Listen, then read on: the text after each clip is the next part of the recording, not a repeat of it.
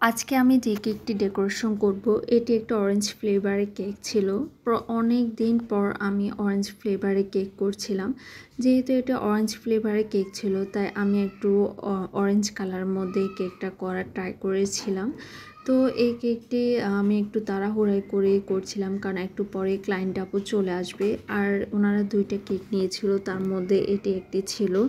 তবে এই কেকটার সম্পর্কে কথা না বললেই নয়, এই প্রথমে অরেঞ্জ কেকের হোমমেড অরেঞ্জ ফিলিং ইউজ করছিলাম।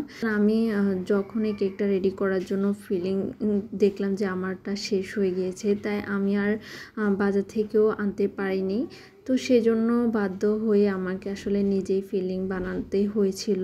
বাট ট্রাস্ট মি, এটা না বানালে আমি কখনোই বুঝতে পারতাম না যে হোমমেড ফিলিং এত বেশি মজা হয়। আমার মনে হয় এটার অর্ধেক ফিলিং আমি নিজেও খেয়ে ফেলছি, আরগুলো তো কেকে অবশ্যই ইউজ করছি। বাট এরপর থেকে আমি মনে হয় না আর কেনা ফিলিং ইউজ করব।